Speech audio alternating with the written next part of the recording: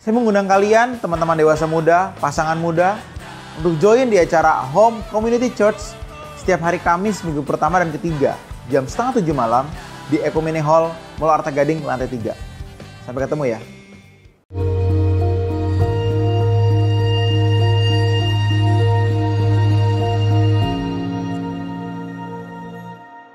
Salam saudara, kita masuk episode 694.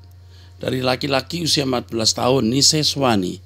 Om Eras, saya ada pertanyaan bagaimana caranya agar tidak memberhalakan pekerjaan sehari-hari. Hanya pertanyaan saya Om, hanya ini pertanyaan saya Om.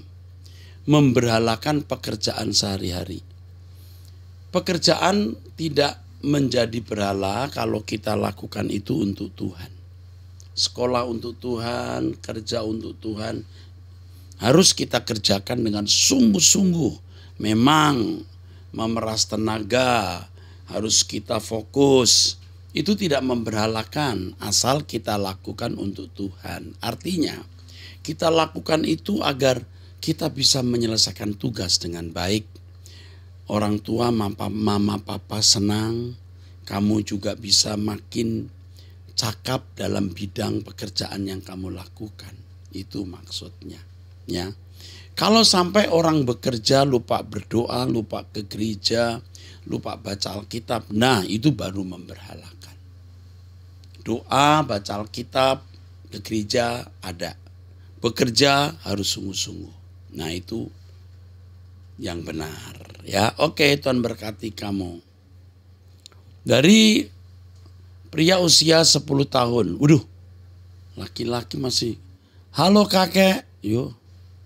Saya dan adik saya umur 6 tahun diajak papa mama doa pagi setiap hari. Pagi-pagi mandi terus ikut doa. Saya mau bertanya bagaimana caranya agar saya bisa percaya diri.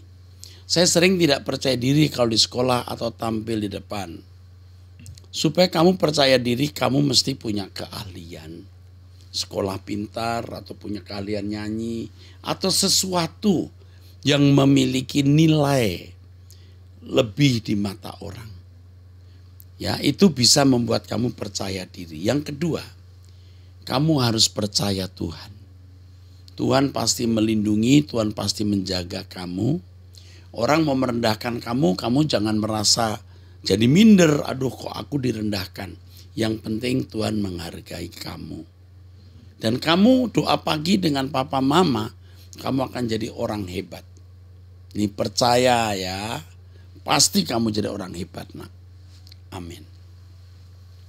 Dari wanita usia 34 tahun di Tentena, Sulawesi Tengah, sudah menikah. Pak, saya pengerja di gereja kami.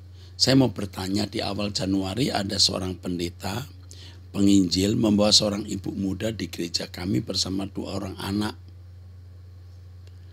Dari ibu muda ini si pendeta membawa menginfokan kalau ibu ini perlu ditolong berpetobat baru. Dan kemudian si pendeta pergi. Saya dan suami yang mementoring ibu ini, suami saya wakil gembala. Karena menurut ibu gembala usia saya cocok untuk berkomunikasi dengan ibu muda ini. Apa saja yang bisa saya bantu untuk ibu muda ini. Tapi kemudian terbongkarlah, ternyata si ibu muda ini istri kedua dari si pendeta yang membawa tadi. Si pendeta masih punya istri sah, Pak. Sepertinya gereja kami hanya dimanfaatkan untuk membantu si ibu ini yang ternyata adalah simpatisan pendeta tersebut. Si ibu ini juga akhirnya mengaku sudah kami nasihati bersama gembala. Tapi isang kata ibu ini dia sudah sangat jatuh cinta kepada si pendeta dan hubungan mereka sudah lama. Si ibu ini masih datang beribadah di gereja kami. Tapi saya mengambil sikap untuk tidak lagi berkomunikasi dengan yang bersangkutan. Menurut Bapak bagaimana sebaiknya gereja bersikap terhadap ibu ini? Ibu ini harus tetap digembalakan ya. Walaupun mungkin tidak perlu dibantu secara finansial. Nanti kamu dimanfaatkan. Tapi kamu harus berbelas kasihan kepada wanita ini. Wanita ini terperdaya, terperangkap. Dia tidak pernah mau berkeadaan seperti ini. Dan pendeta itu juga terperangkap karena tidak pernah bercita-cita punya selingkuhan. Jadi kamu harus tetap melayani ibu ini, dan jika bisa hubungi pendeta itu untuk bertobat. Jangan teruskan hubungan ini. Putuskan hubungan ini, lalu biar ibu ini hidup tanpa pendeta yang membawanya ke gereja. Dan bila mungkin ibu muda ini mendapatkan hidup baru. Pesan saya, lindungi wanita ini dan belas kasihanilah dia. Dia tidak bermaksud bercita-cita berkeadaan seperti ini. Dia tidak menginginkan keadaan ini, kasihan dia. Ya, yang kurang ajar itu pendeta itu, ya. Benar-benar kurang ajar. Oke, dari pria usia 39 tahun. Ini pendeta pembantu. Salam Pak Eras, dulu saya beragama Islam dan pada tahun 2004 saya menjalani katekisasi khusus di GPIB selama 6 bulan untuk supaya bisa menikah dengan istri saya ini. Akhirnya setelah katekisasi saya disidi dan dibaptis. Setelah saya dibaptis saya mengalami perasaan yang dahulu tidak pernah saya rasakan. Yaitu perasaan senang setiap hari, dan dalam perasaan itu saya yang tidak banyak tahu tentang kekristenan, tiba-tiba dalam doa saya berkata, Tuhan saya mau melayanimu, jika saya tidak melayanimu buang dan injak aku Tuhan. Lama sekali waktu berselang saya menjalani hidup kekristenan seperti orang-orang pada umumnya. Saya rajin bekerja, rajin baca Alkitab, rajin ke gereja, rajin ibadah, kebaktian rumah tangga, tapi saya juga tidak melepaskan dosa-dosa saya, seperti minum mabuk, nonton blue film, suka berantem di mana-mana, nongkrong tidak berguna. Tak terasa 5 tahun sudah berlalu sejak saya pindah agama. Sampai pada suatu saat ada tetangga saya ajak komsel di gereja karismatik. Saya gabung di gereja tersebut. Pada suatu saat sedang altar call, seorang pendeta yang tidak mengenal saya berkata kepada saya, mana janjimu yang kamu katakan 5 tahun lalu? Stop berbuat dosa, karena aku mau pakai kamu. Mendengar perkataan pendeta itu saya kaget, karena pendeta itu tahu janji saya yang dulu pernah saya katakan dalam doa kepada Tuhan. Setelah itu saya memutuskan untuk berhenti kerja dan ikut pelayanan dengan penginjil yang pelayanannya memuridkan keliling Jabodetabek, Jawa Tengah, Jawa Timur. Saya menjadi muridnya, ikut melayani dan sambil jadi sopirnya. Saya digaji untuk mencukupi kebutuhan hidup saya sehari-hari. Waktu berlalu, pada tahun 2015 saya dipanggil oleh gembala saya di gereja untuk jadi full timer di gereja. Dan saya disponsori oleh salah satu jemaat untuk kuliah di sekolah teologi. Saya kuliah sambil pelayanan di gereja hingga tahun 2020 pandemi tiba. Gereja tidak lagi ibadah, jemaat hanya diarahkan online ke channel YouTube Rayon, full timer dirumahkan, dan karena tidak ada lagi dapat PK. Saya kesulitan keuangan. Akhirnya saya mengundurkan diri dan memutuskan untuk kerja. Saya dapat kerja jadi sopir pribadi dan saya jalani hingga sekarang. Saya potong dulu ya. Mestinya gereja yang merumahkan full timer tetap mencukupi. Saya sedih kalau membaca seperti ini. Gereja harus menjadi contoh. Walaupun pandemi, gereja harus tetap memenuhi kebutuhan full timernya. Yang menjadi ganjalan dan pertanyaan saya adalah, Pak, ketika saya pergi beribadah di GSKI Rehoboth MAG, di depan muka saya Pak Eras bilang begini, di sini ada yang berjanji melayani Tuhan dari muda. Ayo, ngaku angkat tangan. Pak Eras ulangi kata-kata itu sampai 3 kali di depan muka saya. Dan saat itu tidak ada yang angkat tangan. Saya nggak berani angkat tangan, saya takut Pak. Saya gemetar dengar suara Pak Eras. Saya tahu itu saya. Sampai sekarang kalau saya ketemu Pak Eras di doa pagi Kebon Jeruk, saya takut. Karena saya sepertinya belum bisa memenuhi janji saya kepada Tuhan. Menurut Bapak bagaimana dengan janji saya itu ya Pak? Mohon nasihat dan pendapat Pak Eras. Sekarang ini kalau hari Minggu saya melayani di gereja sebagai pengkhotbah. Dan baru-baru ini saya diangkat sebagai wakil gembala dan didaulat mengampu komunitas dewasa muda. Oke lah, ini kamu sudah melayani Tuhan, kamu tidak punya persoalan lagi nak, ya. Jadi kamu tidak perlu takut ketemu saya karena kamu sudah memenuhi janji kamu sudah melayani di gereja itu. Teruskan pelayananmu, kamu sudah memenuhi janjimu, hanya sekarang kamu meningkatkan kehidupanmu yang harus makin kudus, makin tak bercacat, tak bercela. Karena kamu masih punya potensi jatuh dalam dosa. Jadi kamu harus makin tekun supaya kamu tidak jatuh dalam dosa. Amin. Ya, dalam nama Yesus, putuskan hubungan dengan roh jahat, dengan keinginan-keinginan daging. Jauhkan dari semua perbuatan yang Tuhan tidak kehendaki dalam nama Yesus Kristus untuk pria ini. Dari pria usia 42 tahun menikah di Bogor. Ya. Pak Eras sebelumnya terima kasih untuk khotbah-khotbah Pak Eras yang menguatkan saya kembali tentang pentingnya menjaga perasaan Tuhan. Saya sudah berkeluarga selama 15 tahun, dipercayakan oleh Tuhan 2 anak gadis yang luar biasa, umurnya 15 dan 12. Mereka sangat dekat dengan saya karena senang mendapatkan nasihat dan ajaran-ajaran sesuai kisah-kisah di Alkitab. Di awal pernikahan saya, istri saya pernah selingkuh dengan sangat parah dan berjanji bertobat. Cuman saya masih belum bisa mengampuni dan belum bisa melupakan kesalahan itu dengan sempurna sampai sekarang.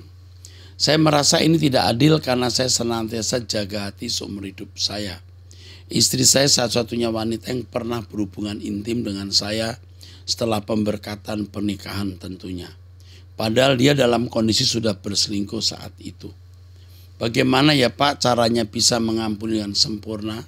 Saya takut tidak diampuni Tuhan karena belum bisa mengampuni dengan baik.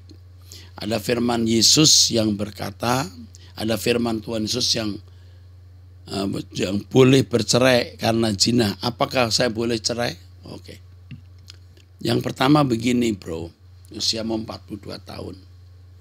Kamu harus melihat bahwa orang tidak pernah merencanakan diri menjadi wanita selingkuhan atau berselingkuh, tidak pernah. Setan yang mengarahkan dia menjadi seperti itu dan kamu harus menerima dia sebagai pasien dan korban dari kuasa gelap. Kamu masih melihat dia seakan-akan harus bertanggung jawab sepenuhnya atas kesalahan itu. Kamu kalau mencintai Tuhan dan mencintai istrimu, kamu ikut bertanggung jawab atas kesalahannya, walaupun itu bukan kesalahanmu, dengan cara melupakan kesalahan dia.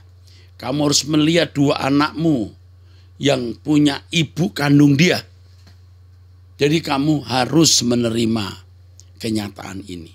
Nah, bagaimana caranya kamu bisa punya keluasan hati, bisa mengampuni istrimu dan memaafkan dia?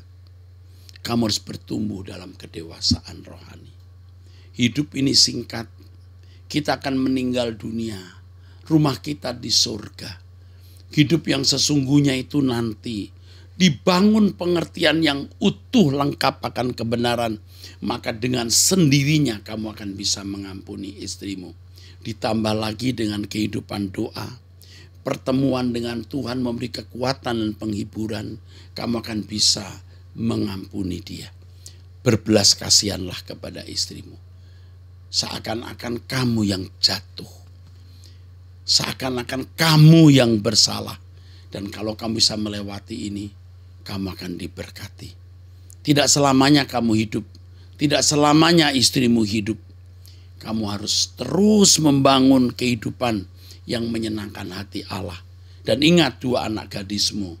Bagaimana kalau suatu hari, bagaimana tapi tidak terjadi, mereka melakukan hal yang sama seperti istrimu.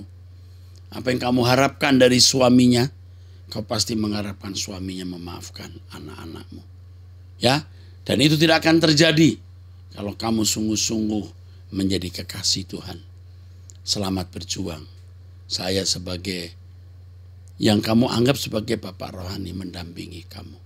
Tuhan memberkati. Wanita usia 37 tahun sudah menikah di Jawa Barat. Pak, saya melihat konten tentang perselingkuhan lewat beranda IG ya.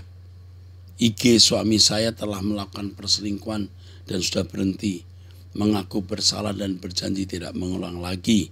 Saya mencoba memaafkan dan menerima dia kembali, tapi hati saya selalu sedih jika mengingat itu. Sering saya ungkit permasalahan itu sehingga membuat suami tidak nyaman.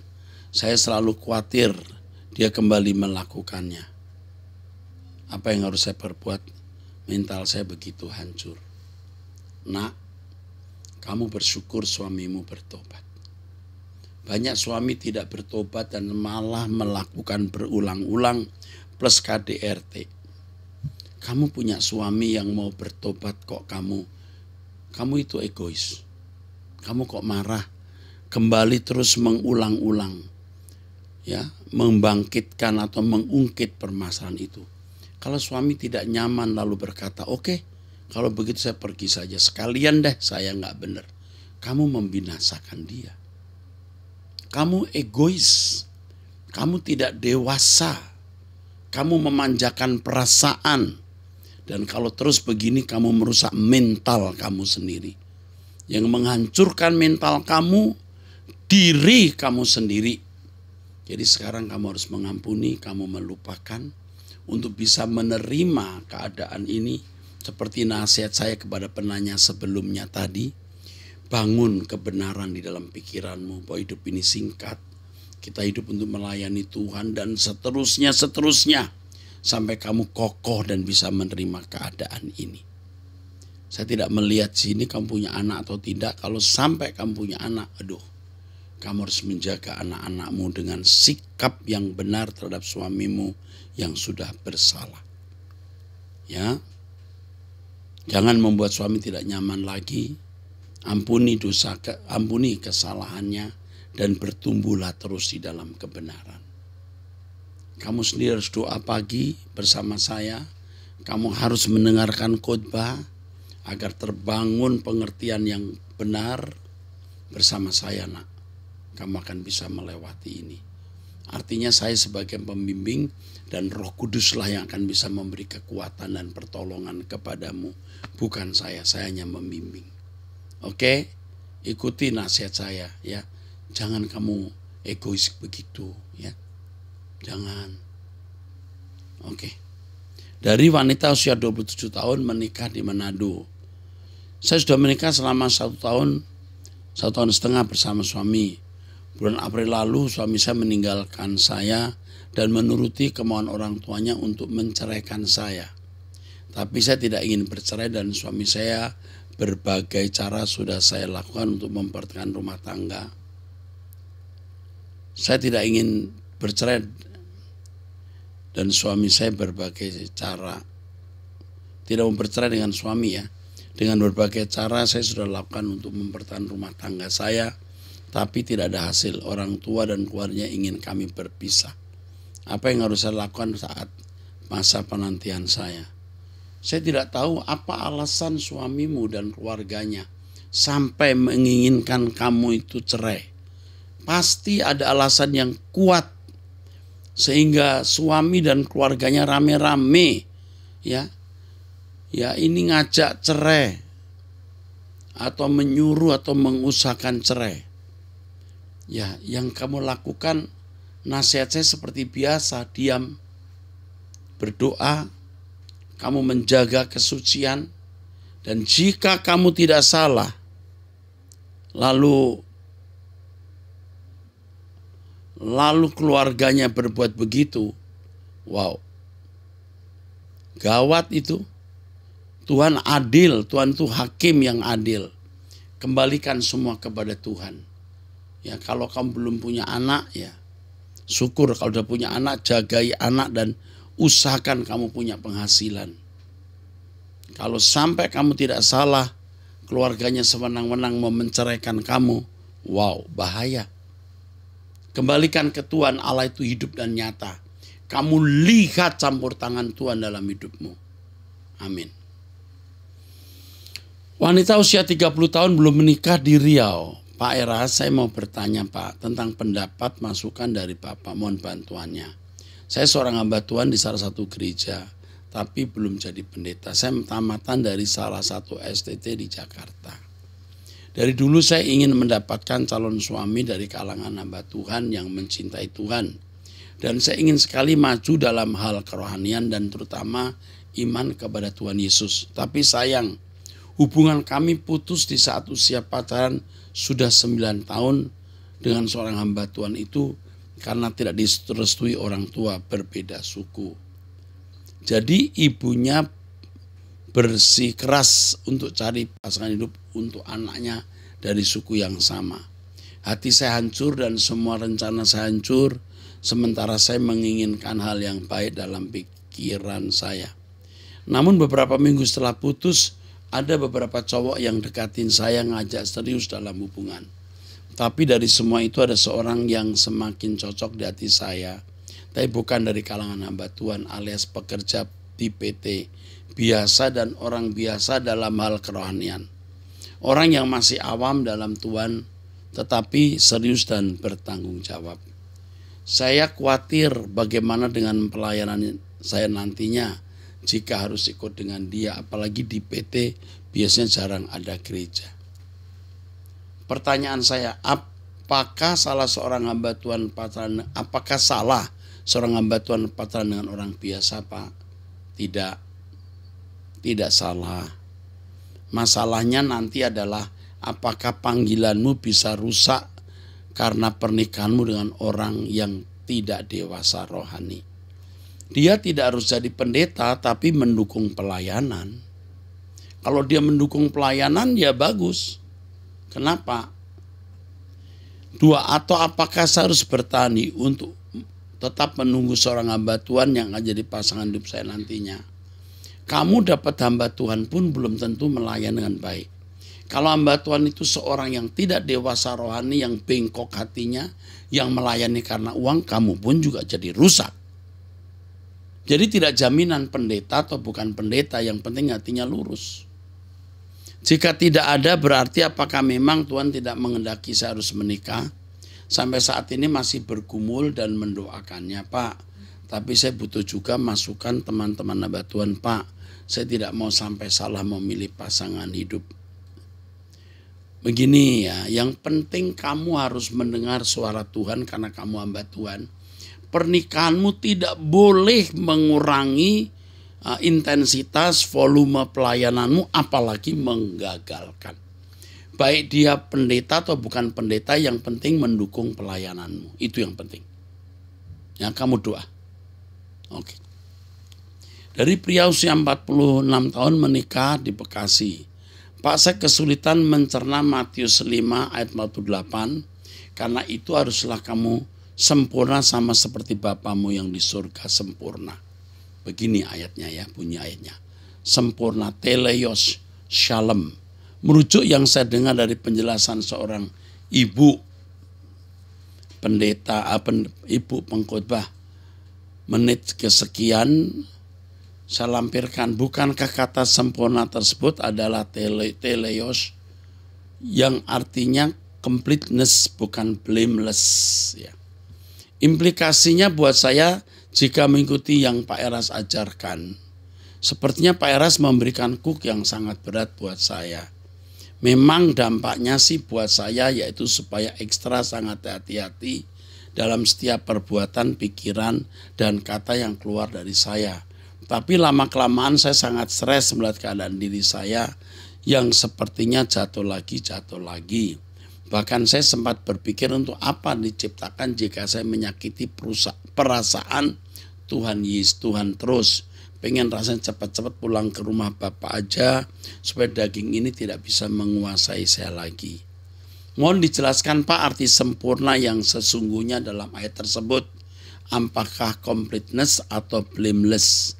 Kalau berkenan mohon bantu berikan notifikasi pada saya jika pertanyaan saya ini berkenan dijawab. Supaya saya bisa mengetahui kebenaran yang sesungguhnya. Anda salah mungkin. Saya tidak mengartikan teleios itu sekedar blameless, tapi juga completeness. Jadi kata sempurna itu ada beberapa. Tidak bercacat, lengkap, lulus, menang. Saya sudah tulis di dalam buku saya. Jadi bukan hanya blameless atau completeness. Ada beberapa. Dan mungkin Anda harus mendengar khotbah saya secara lengkap. Jadi soal kesempurnaan ini seingat saya ada bukunya. Ya, saya lupa ya. Jika nanti mungkin ingat, nanti staf saya akan menanyakan kepada bidang literatur, nanti akan dikirim ke Anda. Ya. Anda juga membandingkan khotbah saya dengan seorang ibu pengkhotbah di sini. Tapi saya mau beritahu ya bahwa bahasa, gramatika tidak mewakili sepenuhnya kebenaran. Jadi kebenaran tidak cukup diwakili dengan gramatika. Gramatika penting, tetapi pengertian, hikmat, pewahyuan juga tidak boleh diabaikan. Jadi kalau kebenaran hanya bisa dilahirkan dari gramatika, maka hanya orang yang belajar gramatika yang tahu kebenaran. Ya, oke. Itu jawaban saya. Jadi masing-masing orang itu sebenarnya memiliki tuntutan yang berbeda. Sempurnanya si A dengan sempurnanya si B itu beda. Soal yang Tuhan berikan itu bermacam-macam dan tingkat kesulitan itu berbeda. You must be perfect as just your Father in heaven is perfect. Itu bukan berarti kita menyamai Allah, tetapi segala sesuatu yang kita lakukan selalu sesuai dengan pikiran perasaan Allah dalam konteks masalah yang dihadapi masing-masing orang. Nah, mengenai masalah kamu yang selalu merasa berdosa, gagal, itu semua kita alami termasuk saya. Tapi jangan berhenti, jangan takut dengan kata blameless. Tuhan tidak akan menuntut seseorang melakukan di luar kemampuannya, bro. Berjuanglah terus. Sempurna bisa kita capai, tapi ingat, sempurnanya si A dengan si B itu beda, ya. Tuhan memberkati. Dari usia 14 tahun siswa, Om ada pertanyaan. Firman Tuhan mengatakan jangan mengumpulkan harta di bumi. Pertanyaan dengan ini, Om, apakah mindset untuk menjadi kaya dalam materi salah? Walau semua itu untuk kemuliaan Tuhan. Apakah cukup dengan kerja secukupnya, tidak kaya, tidak juga miskin, asalkan ada makan pakaian cukup dan fokus untuk merajut kesucian. Dan apabila ada kelebihan berkat, maka berbagi kepada sesama. Mana yang benar, Om?